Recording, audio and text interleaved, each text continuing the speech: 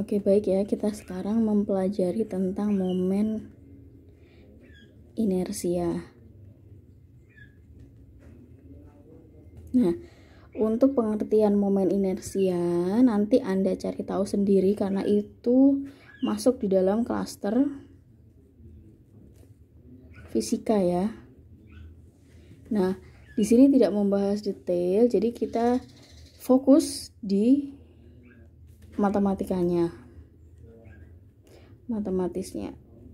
Nah, masih ingat Pias kan? Ya, Pias ataupun daerah bagi dari suatu persamaan di bawah kurva ya. Kalau ada persamaan fx terus ada kurva begini, nanti kita dibagi. Kalau Simpson 3/8 itu harus kelipatan 3, dan kalau Simpson sepertiga itu harus genap ya. Itu hanya refresh saja ya, ore-orean di sini disebut ore-orean. Nah, sekarang kita menuju ke momen inersia. Kalau saya punya atau saya dihadapkan dengan sebuah soal, diketahui suatu titik dengan massa M bergerak dengan kecepatan V. Nah, di dalam fisika kita semua tahu bahwa E-nya ya, atau energi kinetiknya itu sama dengan setengah mv kuadrat ya. Kemudian jika gerakannya mengelilingi suatu garis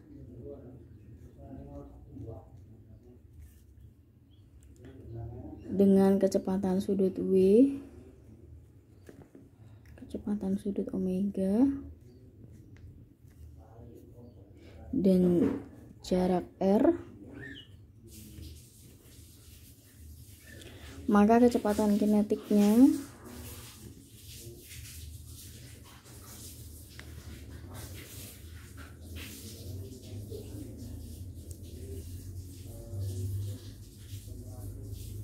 menjadi V sama dengan omega r. Nah, ini baru kecepatan, sedangkan kita punya rumus adalah setengah mv kuadrat. Maka kita masukkan di sini E untuk energi kinetik ya, sama dengan setengah m, V-nya dimasukkan V kuadrat, jadi omega r kuadrat. Hasil akhirnya itu sama dengan setengah m omega kuadrat r kuadrat.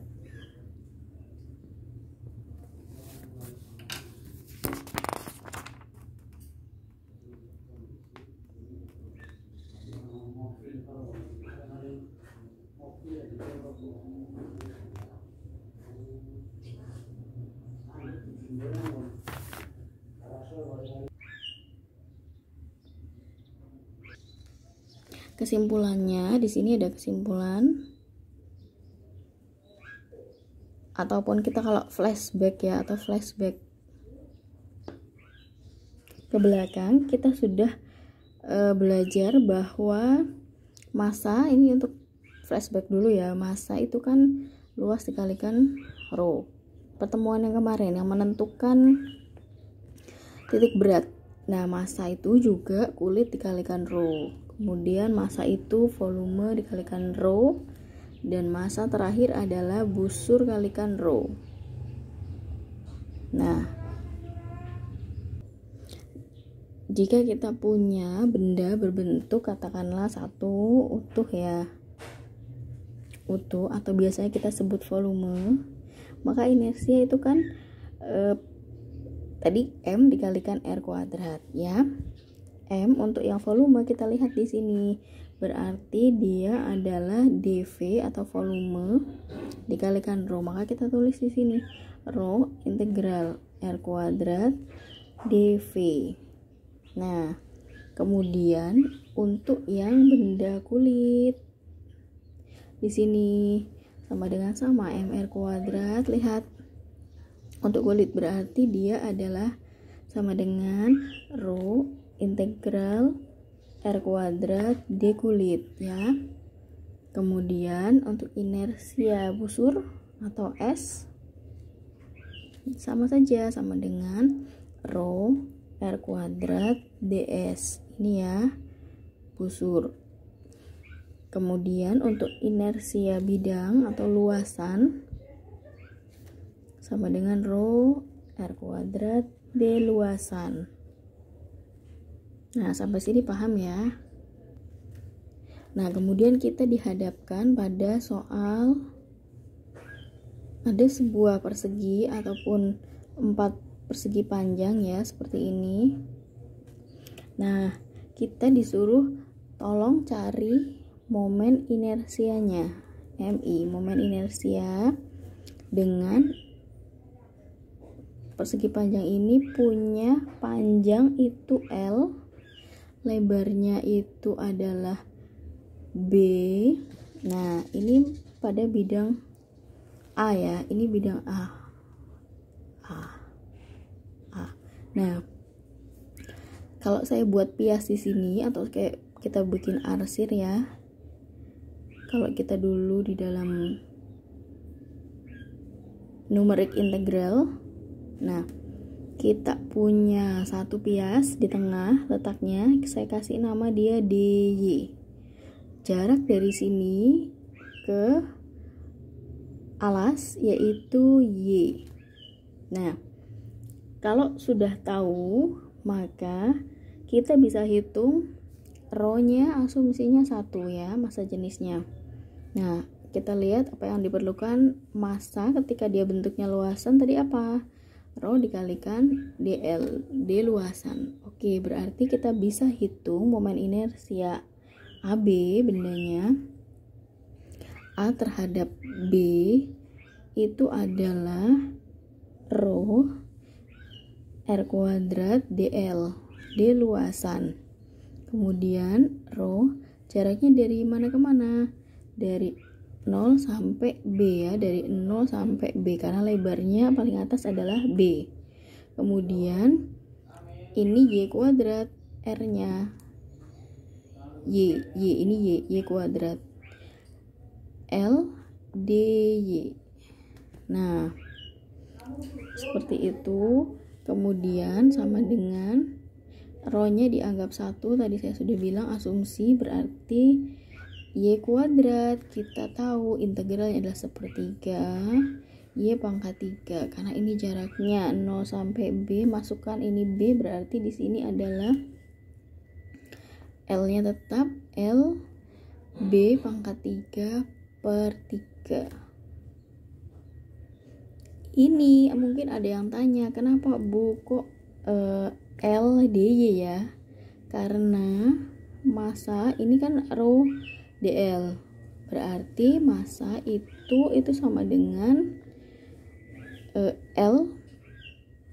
Oke, karena di sini massa atau M besar ya, momen inersia itu L dikalikan B, sedangkan kita punya di sini jawaban L B kuadrat per 3, ini kan sama aja dengan L B pangkat 3.